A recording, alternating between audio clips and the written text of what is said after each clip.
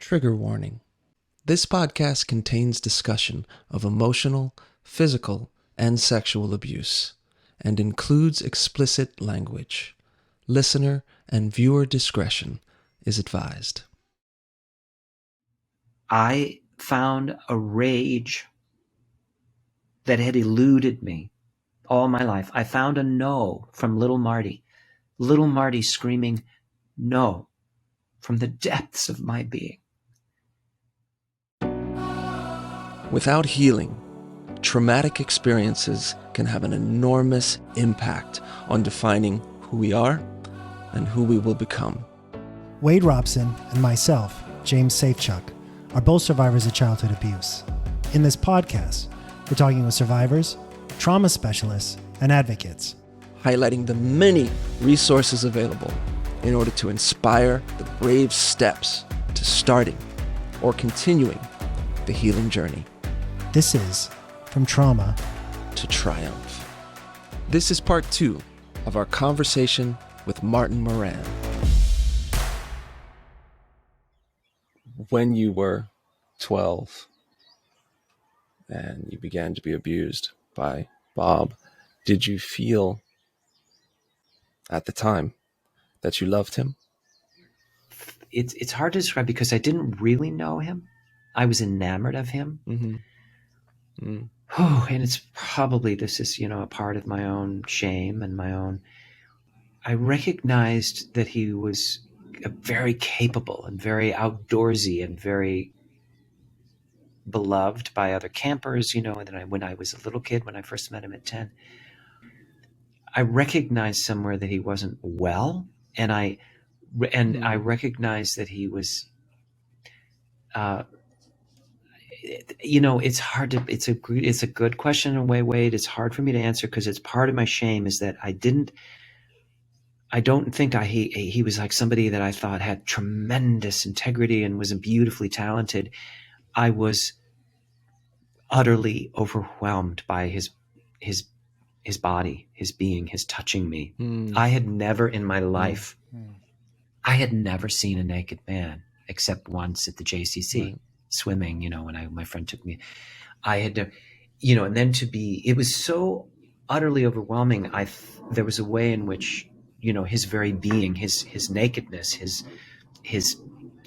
penis, his everything was so overwhelming that it wasn't love, but it was this overwhelming energy.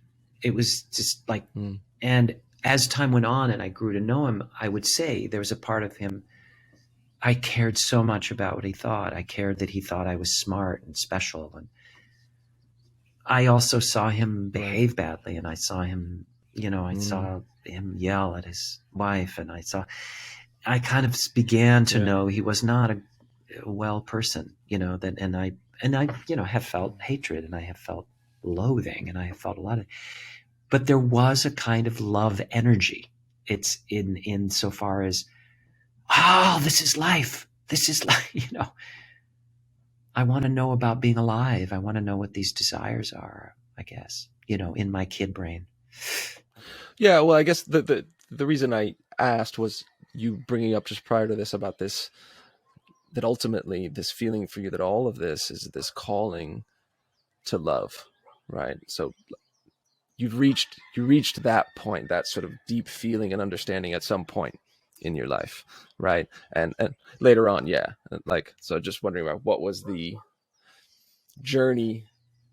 I want to say that there's this huge paradox. We're always talking about this huge that because I've survived and I'm alive, there's a part of me that feels that love or God or whatever was never not there, was never not present.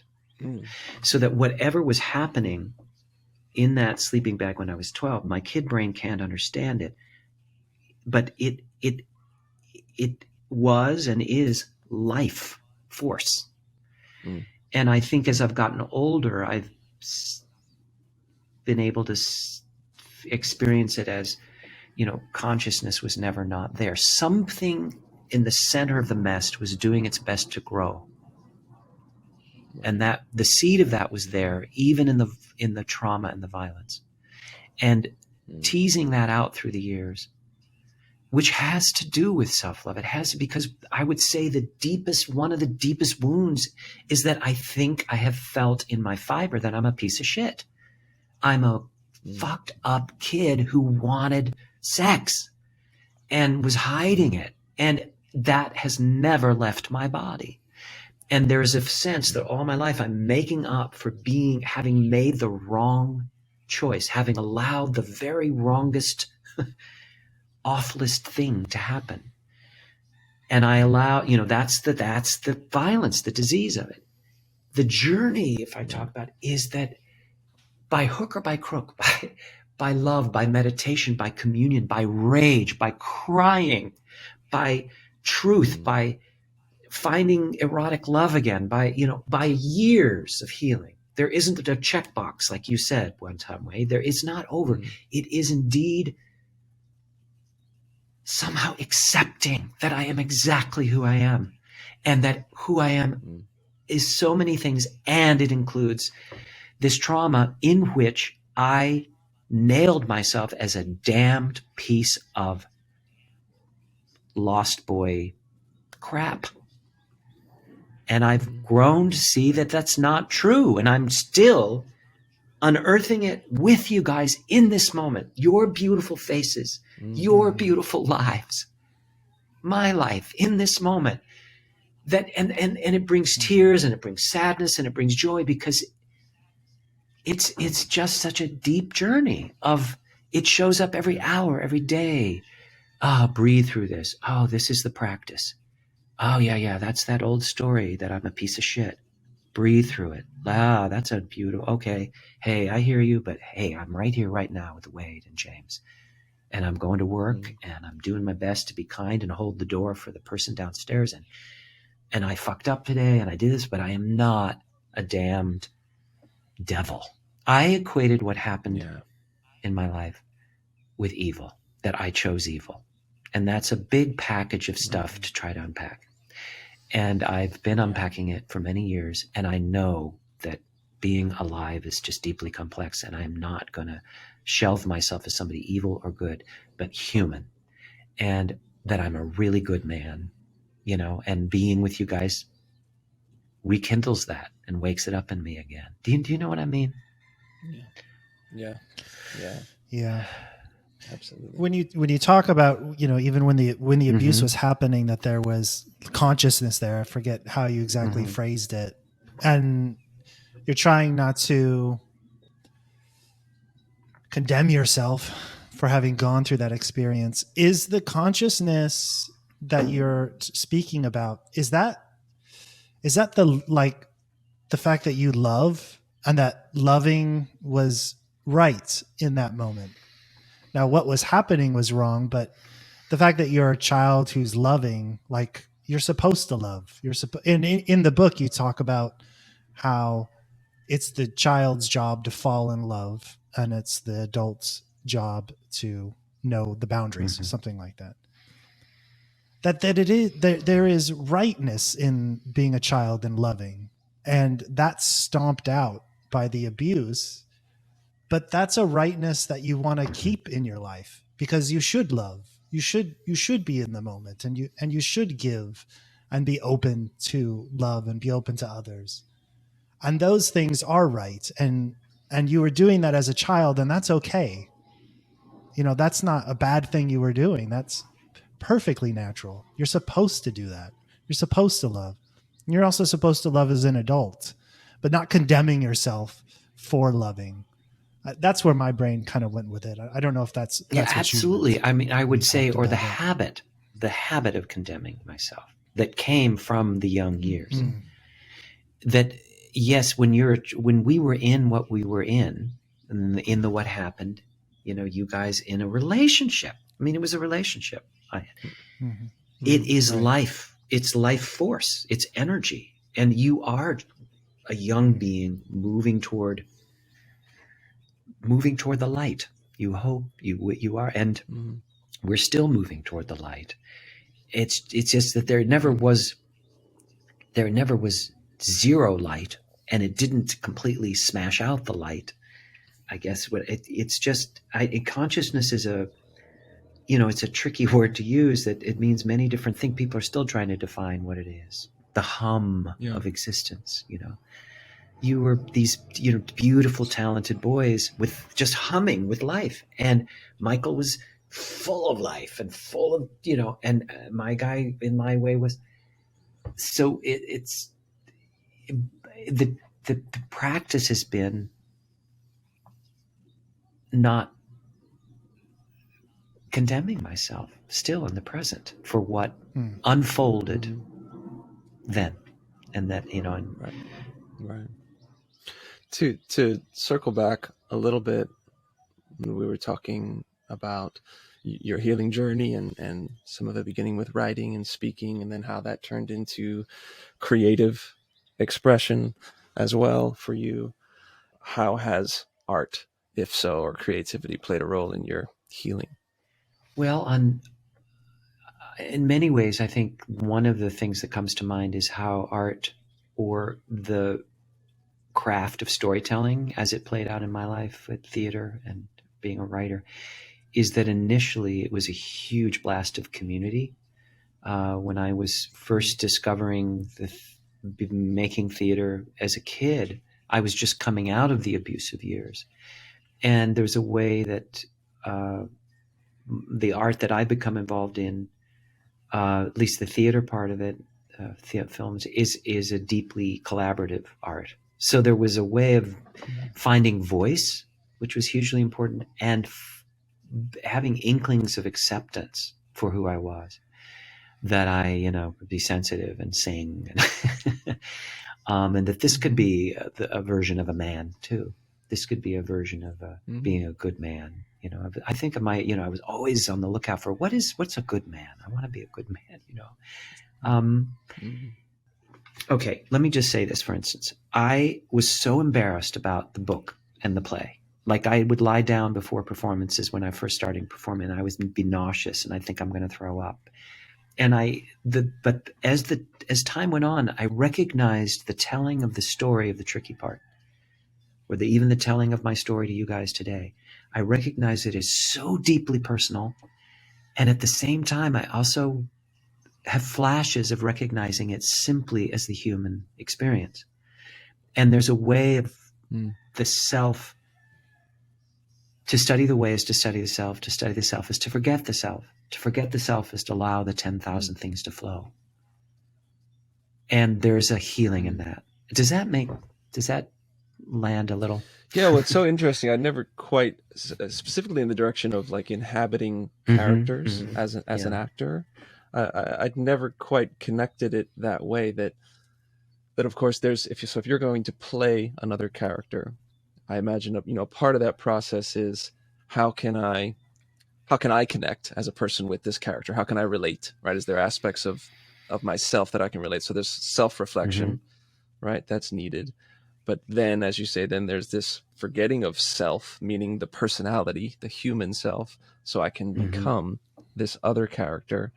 And then by becoming this other character, maybe I'm more connected to others, right? Because I can be in the shoes of this other person. So therefore I sense my connection more deeply with others. And leading to that point of you and I are we are the one thing, we are consciousness. It's just really interesting. I'd never thought of acting and inhabiting a character, or even if it was just writing another character as a portal to that sort of understanding as well. And a portal to the questions inside taking on a character, or the questions inside writing a book, or the questions inside writing a poem, that are not my questions or your questions alone, but the questions. I mean, I inhabit a character and he's somebody who murdered somebody, and I crawl inside the questions of morality and forgiveness and violence. Thereby, I'm swimming in the questions of being alive, being in existence. I know I get I don't mean to be esoteric at all, but it's my favorite. Let me ask you, like, in your work, you guys, in the work you're doing, is there that sense of flashes on that too, of like in your art and your creation and the things you're making and being parents and is there some of this healing? The very question I guess you asked me, how it plays out in your lives.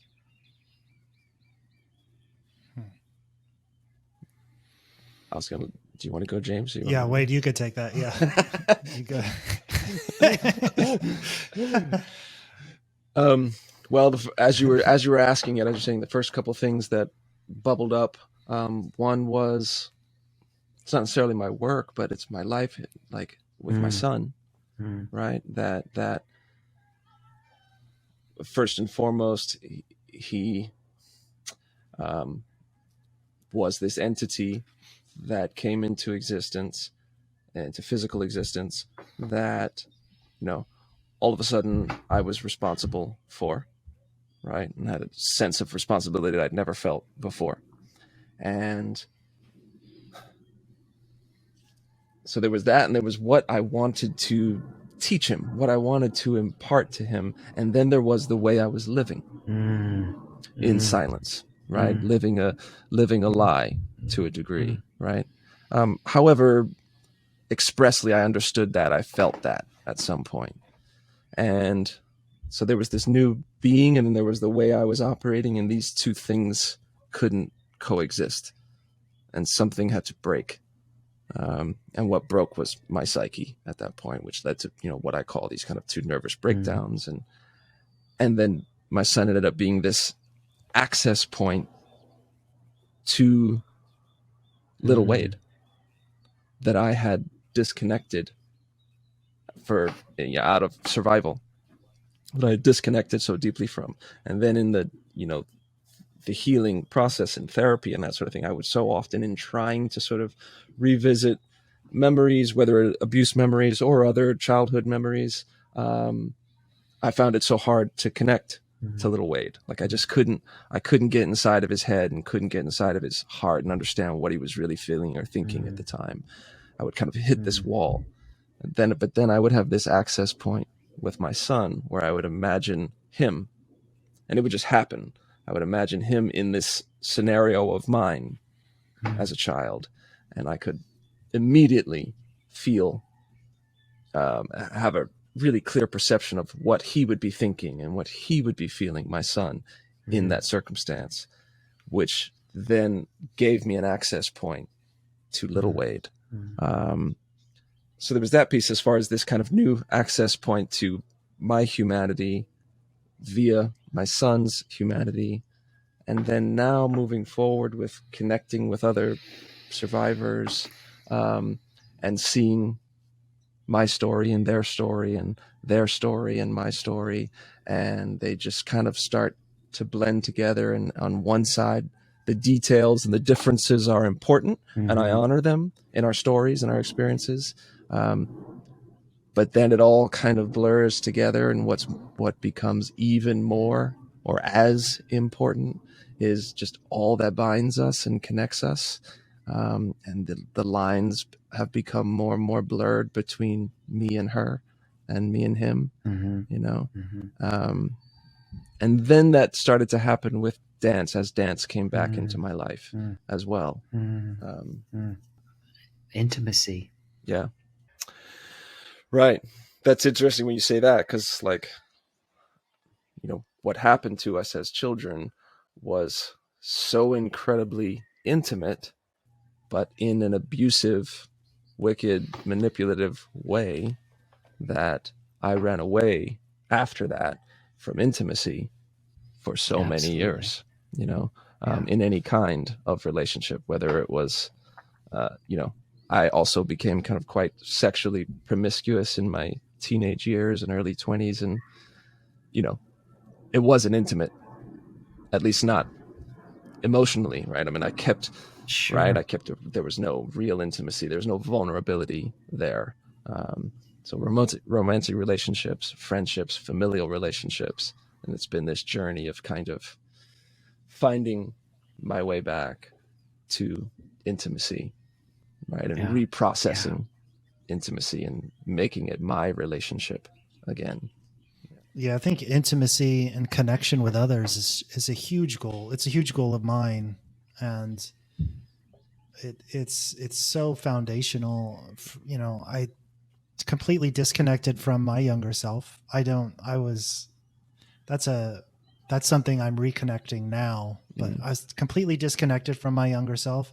And then you keep a distance and you disconnect from other people. Part of all that's intertwined together, being silenced, being shut off from people. You don't make real connections with other people as well. You don't learn those skills. You're not set up to do that. Mm-hmm. Right.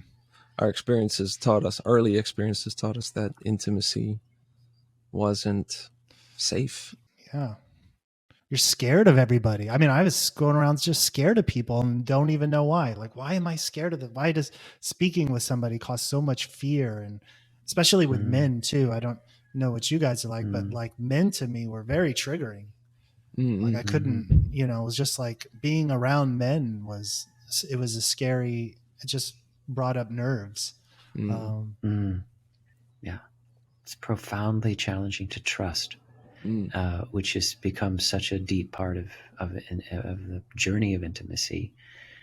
And I feel so moved listening to you guys, the way you're expressing it. And that notion that I think that's an amazing thing of like, like when you were describing, you used your faith, yet here's that, you know, Wade, when you were saying, here's my son and here's the way I'm living. But I know that to truly be present, to be the person I am, is I can't be living hidden in this secret way, you know. And I've gone through that. So I went through that so much with my husband, you know, that I was replaying a hidden. I think what I found that I was ultimately addicted to was that the illicit, the secret. Sex was secret. It was secret. I'm going to go to a lavatory and I just want to, you know. Yeah. And thank God I've had this amazing man who has been by my side for 37 years.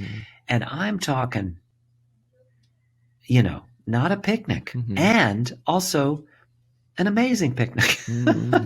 And in many ways, we're closer now. You know, we're just than we've ever been. And there's so many paths of healing that have come into my life, or that I've sought out, you know, writing, therapy, storytelling, community, 12-step program, you know, when I was going through my Sexually Compulsive Anonymous. There've been a lot of steps because, you know, I often would encounter other gay men who in some way or another had ambiguous and or just completely abusive experiences as boys. Sometimes they didn't see it that way, but it plays out in a lot of compulsivity. But I also have grown to love, I've grown to work toward trusting men more through an amazing school called the Body Electric School, which I mentioned, you know, not to say, I don't have to say a lot about it, but if anyone's ever interested and they felt that it's a way through touch, through massage, through very, very, very boundaried, very beautifully led conscious work that there can be an incredible kind of healing in opening up to other men, into getting in. Body shame is a huge, you know, just thing of what is it just to be, you know, my body, my body as a man, this is me, this is my naked body, just being. That has been an enormous help to me and an enormous help to my marriage too, because I sort of was able to heal a lot through this work, this consciousness work, and really bring it home.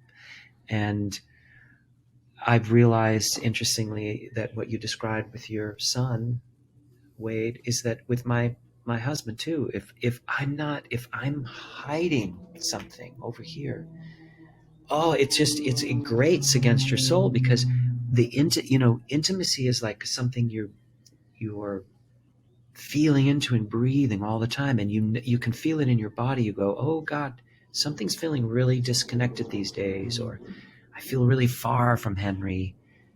got to figure this out. And it's hard. Yeah. And it takes discussion. It takes holding hands. It takes,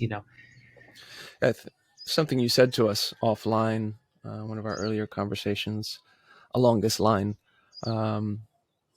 about touch, and just how I thought that was so powerful, just about, your journey and our journey in general as survivors, of trying to redefine or reprocess or recreate our relationship with touch. One of the revelations, again, on this ongoing journey of healing, one of the revelations for me, and it was the first time I took a body electric course, was I realized the profundity of my fear around pleasure, touch, that I equated pleasure with that, to go back to an early part of our conversation, it just saddens me so much to say this, but to equate pleasure with something evil or wrong, because it got very wedded when I was little. Yeah. That, oh my God, these powerful, powerful, God-given feelings. I mean, it's the most amazing. It's you go to India and you see these beautiful statues in the where they're venerating a lingam. They're venerating a phallus and a vagina. It's God. It's creation. Right. And if we take it away from all of our Western stuff of bad, good, evil, savage desire, to really try to understand, to just to revel in the fact that we have bodies that are so beautiful and capable of such pleasure, and that pleasure is godly, pleasure is divine, pleasure with, I use the word again, consciousness. It's conscious, not hiding in a bathroom somewhere. For me, absolutely, I wasn't finding pleasure. I was finding a reenactment of my punishment and my secrecy as a boy. Many, many years of work and of growing have led me to opening myself to the beauty of learning about massage, even just incredibly, even, I don't think there's such a thing as non-sensual massage, but non-sexual, certainly but that there's a way of opening to trust the giving and receiving of pleasure that, to me, I've rediscovered a God in a way, and it again is connected to all these feelings come up. Feelings come up when you're being touched, like, there are those feelings again of bad kid, bad boy. Yeah. And then just to breathe through and say, oh yeah, okay, there's that story, there's that habit, there's that condemning myself again. Wait a minute, breathe. Right here, right now, I'm alive. And somebody is just massaging my hand or my chest or my neck, and I can receive and trust. And how amazing to experience this with my partner, to just say, we are taking our time and we are here to rest together in the knowing that we are good and we are well and all is well. And here is pleasure. And here is the blessing of being alive. And that blessing got so confused when I was little. And and so I'm just being honest that at 62, I've found more sort of presence and openness and, the pleasure of talking with you guys. Like when I meet you, when I see you again, I mean, the pleasure of hugging you, and saying, Wade, James, you are so beautiful. You guys are, and I, hello, and I hug you. And that trust has been a huge journey. And I don't know, I hope I answered some of your question, Wade, but it has become a big part of opening to my journey, and with my husband, to just there's always was a lurking thing that somewhere pleasure is a little scary, a little like out of control, because it was when I was 12. It was out of fucking control. Right. I didn't understand it. Well, that was that was the little boy, bless his heart. Yeah. That takes a long time to learn. I cannot say I am there, but it's great to see that you are there and that is possible. It is possible. Yeah. And it's a lot of joy to be, all of this work we're doing that you guys have been talking, it's like you're always making more space inside yourself and around for feeling whatever is happening now and being aware of it. And it's not ambushing you as much. Right. I get ambushed less, or I reckon when I get ambushed by the intense feelings, I just have a lot more, one has a lot more tools to say, oh, I recognize that, and this will pass. It takes it's practice. It's practice. That's a really powerful point, because for us survivors, we can tend to maybe fall into a narrow idea of what our healing is supposed to look like. That, that whatever have been the things that have ambushed us emotionally, mentally in the past, that, we're not healed until that ambushing is completely gone. And what you just seem to speak to is like, yes, one, there is less of the ambushing happening. But even when it does happen, your experience with it, in relation to it, your response to it, has grown immensely from what it once was. Yeah. Is that right? Absolutely. And it has been practice, conscious practice, like doing a podcast with you guys, like meditation, like, and by meditation, I mean the simple recognition of all the thoughts that go by every minute. Our brain has it just secretes 1,000 million thoughts, and it just sort of practicing. Oh, it's interesting. That one wants to take me away. That one, and just to even a few minutes a day, breathing and recognizing that there can be a space between the thinker and what's being thought, or even who is the thinker, but that space, so that you're less reactive a little bit to this, the habit, the story, the habit. I recognize the habit of that's there still of my own self-loathing, my own putting Marty down, putting little Marty down, big Marty down is one and the same, this divine little kid who is, it moves me to hear you both talk about your, young James, young Wade, little Marty. But yes, I think probably till the grave, these ambushes come, or these, it's just, what the brain does. And yet our growth, our awareness can grow and grow and grow. And, and that it's like weather too. It moves through, and look at the evidence. I mean, look at your, the evidence of your lives, where you are, who you live with. You've done darn beautifully, and we have very, very good lives. And I'm a little aware of our time. There was one thing if it's okay, in light of this, I wanted to share one thing that happened recently this summer. I don't know if I can, just to say it's when you were talking about young Wade, and I think of young James, but that I went on a wilderness journey this past summer, and it was through an amazing group called the School of Lost Borders. Really, it's a beautiful, if you ever wanted to look it up, it's an amazing it's another healing tool. It's finding kind of quietude, meditation, and community in the wilderness, using rites of passage that come out of the sort of Mayan tradition or the indigenous traditions.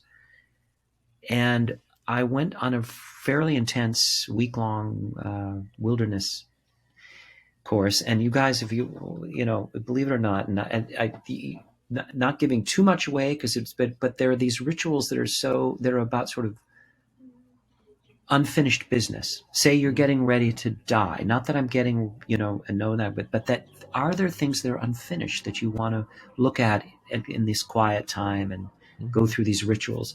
So on day one, the first ritual was you go into the woods and you find your own place, and this goes on for 3 or 4 hours by yourself. But the first ritual was to step into the sacred space and take a walk with someone who hurt you when you were young. And I was like, oh, for God's, I can't believe they're doing it. Like, we're going to start with this? Yeah. And I was like, oh, fuck. And okay, it's not going to be Bob, my perpetrator, because I've written 3 books and 5 plays, and I'm done. And yet it was Bob who showed up.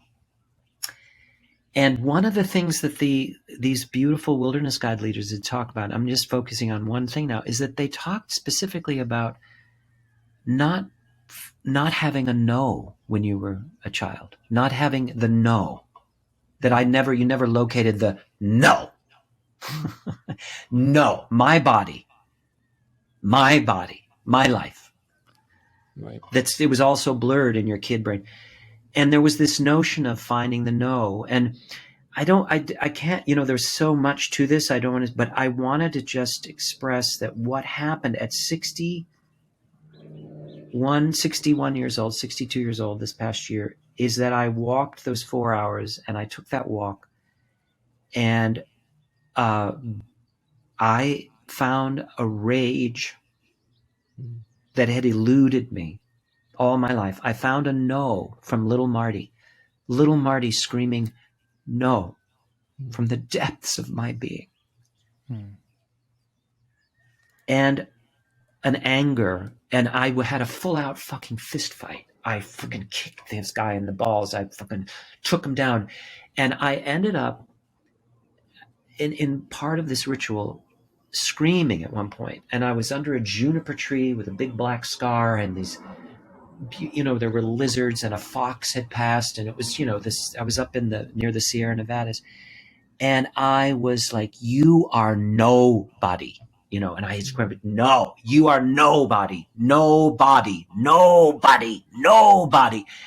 And his body literally began to dissolve and melted away into the earth. And it was as though the entire earth was holding me and this dissolved perpetrator. And something in me got that feeling so held by the earth, so held by existence, that all that happens to us is this amazing, powerful, all these feelings that come through. And what happened was I felt such space open up for me. It was like the rage that I've been trying to find all my, I wrote a second book called All the Rage, and it was because after the tricky part, everyone kept asking me, where's your anger? Where's your anger? I wrote about anger in my second book. I'm not even sure I fully understood it then. I don't think I do. But why am I saying this? I'm saying it because the depth of love for the self, for that little boy Marty and that grown-up Marty, the depth and vast, boundless, infinite love for being in existence grows and grows and grows still. And it grows partly out of this territory of pain, because the pain is actually like the universe saying, yeah, you're onto it. Move toward it, feel it, allow it to happen. Yeah, you're overwhelmed by sadness, get sad. You're overwhelmed by rage, have rage. But all of it is ultimately held by a universe that I do feel is undergirded with love. And it's ongoing. Anyway. I had a kind of a comment question. It seems like nature and being outdoors is so much a part of your life, so much part of your childhood, and went on into adulthood as well. And you have a real love for it. Was the abuse, because that took place outdoors, that seems to be sort of tangled up with that love, or was it ever tangled up? Were you able to separate the abuse from the therapy and the love of being outdoors, or was ever a point where you were outdoors and the abuse just came back? I think I'm asking because there are things that I love that are tangled up with abuse, and I try to find that I still love, and it's trying to own that that's separate. Like I can love those things, I can enjoy those things. Those aren't a part of the abuse, but they do get sort of tangled up there, and it's hard to decouple them. Was that ever an issue with you with nature? Oh, totally. And in fact, part of what I think why I'm telling this story was that I hadn't really been on an intense camping trip in a long, long time, decades really. And I tell you guys the truth, every time I go into nature, I'm triggered. Not just by this, I don't even know what it is. I feel incredibly sensual when I go to the nature. I feel very turned on, like by the smells but one of the things that happened to me in that wilderness trip was that I realized even when I was saying, my body, no, my body, the other thing I said was, no, my nature, my nature. And in a sense, all these years later, I reclaimed fully my love of nature, fully. Is it always tinged with a bit of melancholy and sadness? Probably in some way it is. I don't know if I decouple it totally, because in a sense, it's part of in my cells as part of my story, but the understanding is deeper. And my sense of having said, no, you see, this is my mountain. These are my stars. Right. You can't take them away. Yeah. Right. I think that's a good point. Then you said you don't have to decouple. Maybe that's the wrong approach, thinking that they have to be separate when really they can be together. And it's accepting that those two things did happen.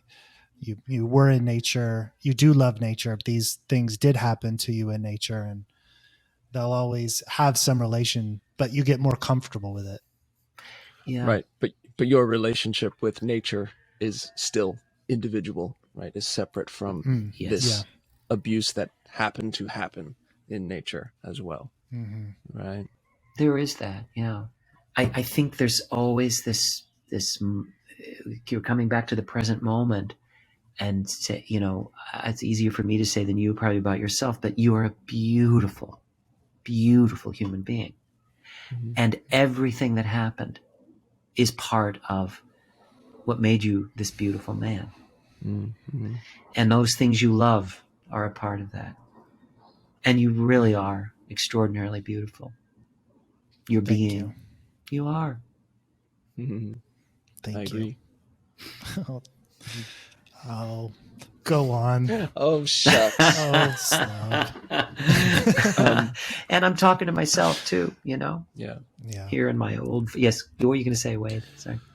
Well, I feel like it's definitely connected to this wilderness experience that you just described. But I'm thinking of the book title, The Tricky Part, A Boy's Story of Sexual Trespass, A Man's Journey to Forgiveness. And forgiveness is this other huge subject matter for all of us. And so I don't know how else to ask it other than just what has been your journey with forgiveness, or what does it continue to be? Well, it's a huge question, and it's changed all along the way. It was interesting when you said there was a part of you, Wade, that you felt like you jumped right to the compassion from Michael at one point, because that's your nature and you're going to... Even in my book, I felt all the while in the tricky part that not that I jumped to forgiveness, but I think I've grown as I've gotten older. That book came out when I was 45, and I'm nearly 20 years has passed. That I've realized again and again, I wasn't done with forgiveness. It's an inside job, as some people have said. And there have been moments in life when I could speak so articulately about forgiveness. It's a complete letting go of all hope of having had a different or a better past. And it's the cultivation of compassion, primarily for myself. Compassion for the humanness of my own journey. And I will say that I have felt at times that I have understood enough about my perpetrator to forgive. That, you know, there's a guy who was drafted to Vietnam, was a guy who probably wasn't all great in school. There was a guy, and oh my God, what was he? And I can really touch into it and and in a sense understand his actions on a certain level. And, you know, and yet I found myself in my moments of rage going, you know, look how hard I've worked to get better. And you never worked that hard to get better. God damn you. Why did you show up around little kids like that?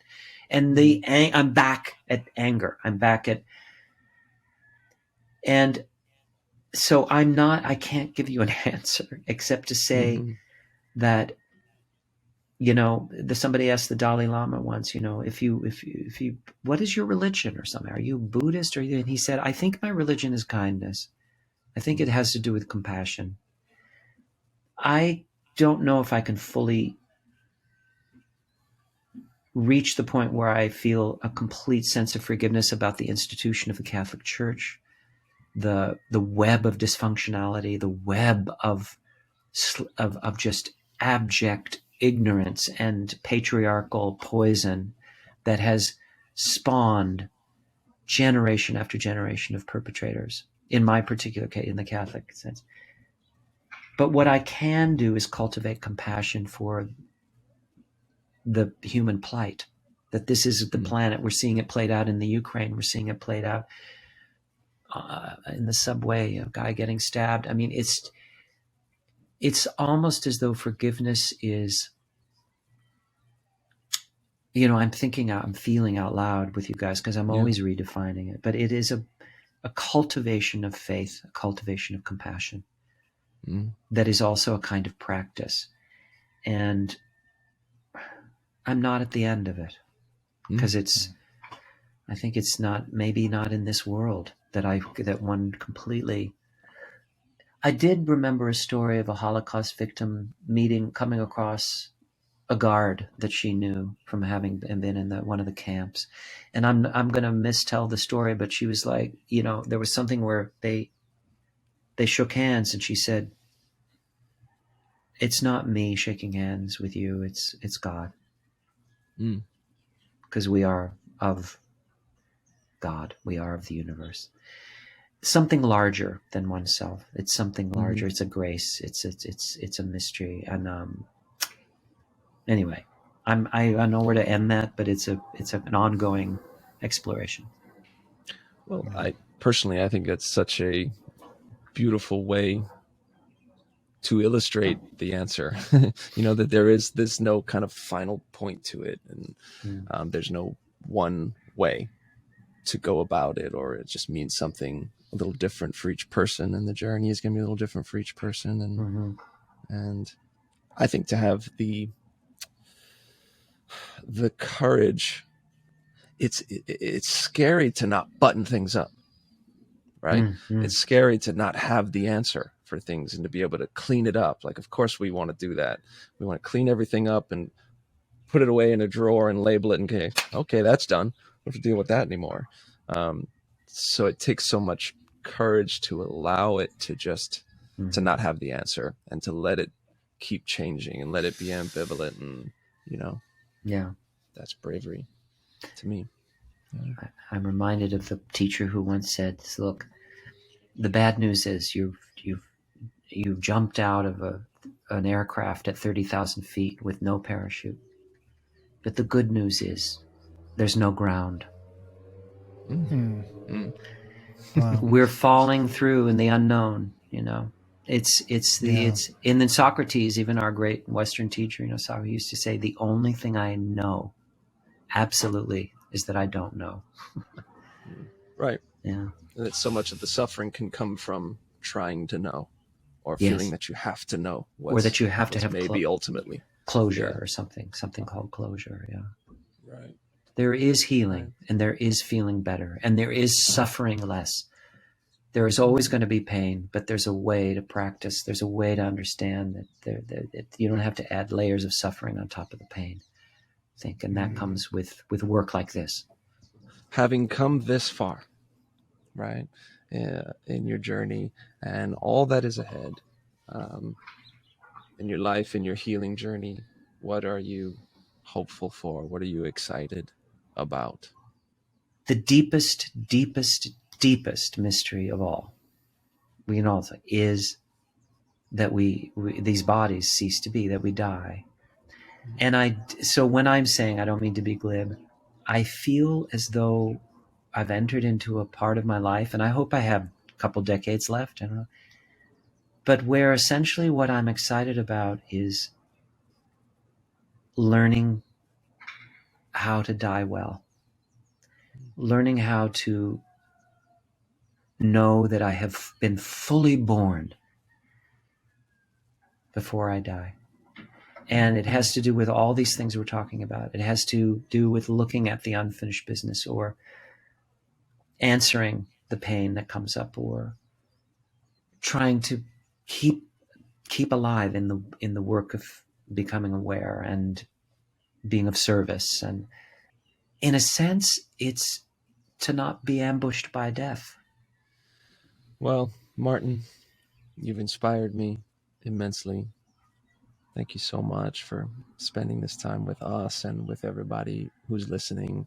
There's no question in my heart that everybody has benefited immensely from your feelings and your thoughts and your story. Thank you, guys. It has so much to do with being with the two of you, and it's hard for me to describe, but I feel a tremendous amount of love for you both. I really do. Me too. Gratitude. Same to you. Yeah, same to you. Thanks. This is From Trauma To Triumph.